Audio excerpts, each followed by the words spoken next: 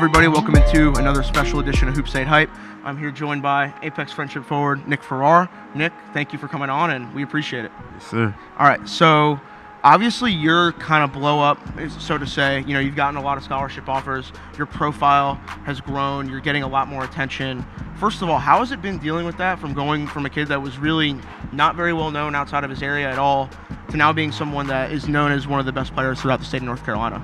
It was a real long grind. Being able to get in the gym every day with Coach Mike and Coach Loman was a real big part of the offers coming in. Just putting in work every day. I remember when I was younger, I wasn't that great, and just to keep listening to my family, my coaches, and the process of just working out really helped a lot with the offers coming in. Going through, obviously, getting this attention from coaches, how has it been dealing with that? Not only how do I talk to these coaches and stuff like that, but mentally on yourself, what's been the biggest challenge for you and stuff like that, and what's been the biggest reward of seeing all this kind of stuff come to fruition for you? You know, it's been a lot of attention lately, and you just got to be humble about it. Keep working in the gym, keep listening to people that are there for you. Family, coaches, like I said, Coach Loman, Coach Mike, my dad, family that really cares for you, and the process has been great with all the coaching and attention. You just got to be humble about it, keep working. You mentioned, being a kid growing up. Obviously, your mom passed away when you were younger. What memories do you have of her, if any, and how have you tried to continue her legacy and make sure that there's nothing left behind, that you give your all, knowing that she wanted that for you? Oh man, my mom passed away at an early time of my life. I was 7, and I had great memories. My mom was a hard worker. She worked every day. She helped me with my lessons in school and come home, and we would practice stuff every day. She was a great part of my life, and she was a hard worker. She taught me what hard work and dedication was at an early age, and she's the one who put me in sports. She started me off in sports. If it wasn't for her, I wouldn't be playing basketball today probably, because I wasn't really interested in it. And she really motivated me to work hard after her death, because I just wanted to live it up and keep playing for her and myself as well. So your dad has obviously been around, and how important has he been keeping you on that right path and surrounding you with the right people to make sure that you're in the best position to succeed as possible?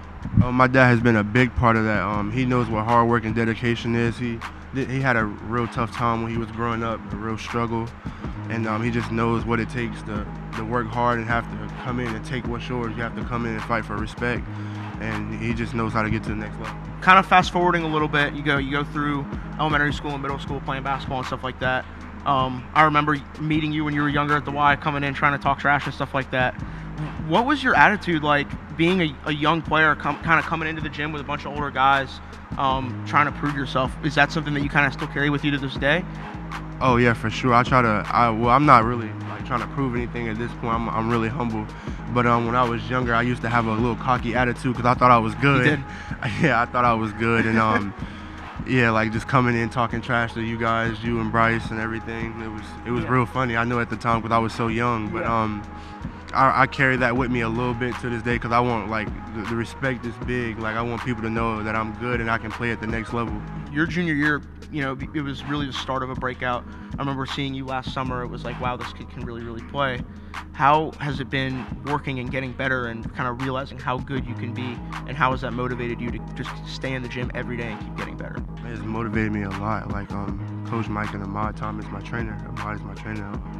He just motivated me and telling me I could do big things if I just keep my head up and listen and grind hard. So that's what I've been trying to do, just be a gym rat, just stay in the gym constantly, and just listen to all the great people in my life and what they have to say. You played at NC Top 80. You won an award there. You went up to Pit Jam with the Hoop Group and had a really good event there. And then you end up coming to the Josh Lovell Classic and winning MVP.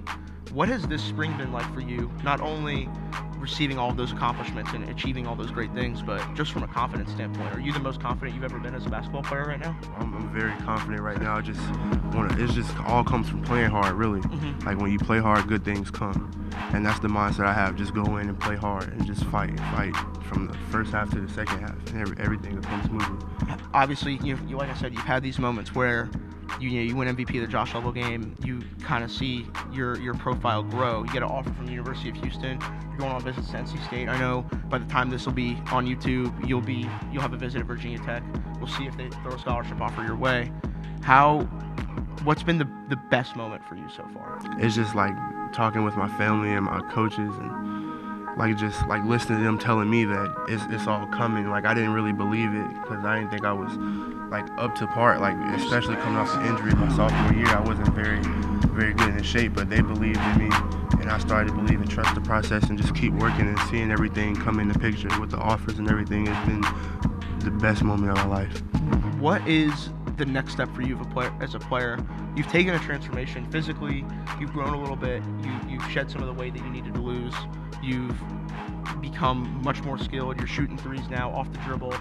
What's the next step for you as a basketball player to really become what you want to be? I think the next step is just like staying in the weight room, getting more physical shape, being more explosive, just working on things that I'm already good at, just getting them to that elite level, and just defense. Defense is a real big key. You know, I can play in the inside and outside, so being able to guard the three and having to guard the inside as well sometimes is probably going to be a big part in going to that next level. Some people might say you're a walking mismatch.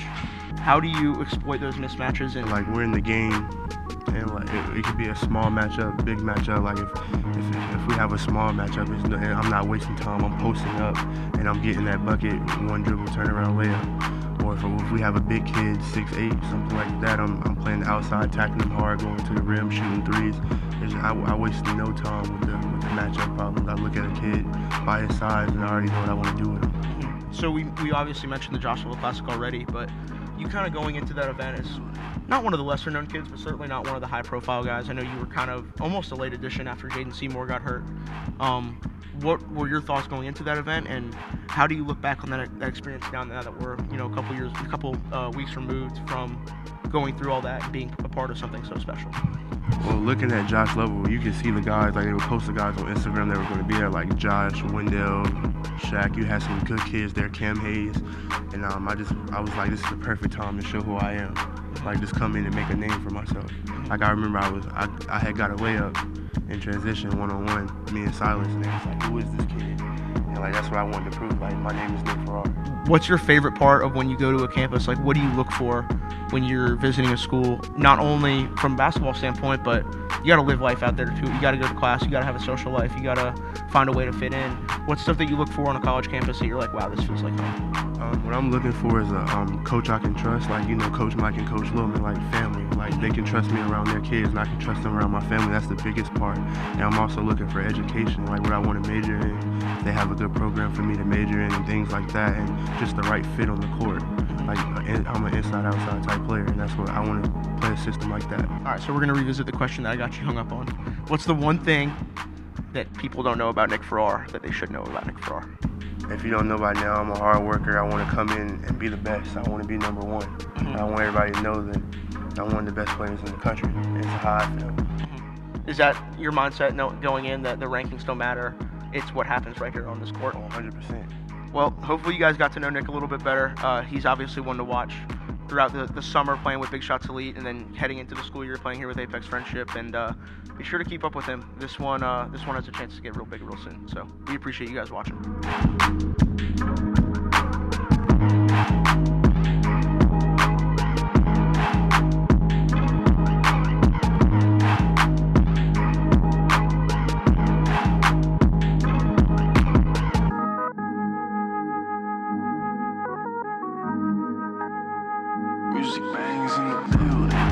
I'm Nick Farrar, class of 2020, D matchup nightmare. Shout out to Hoop State.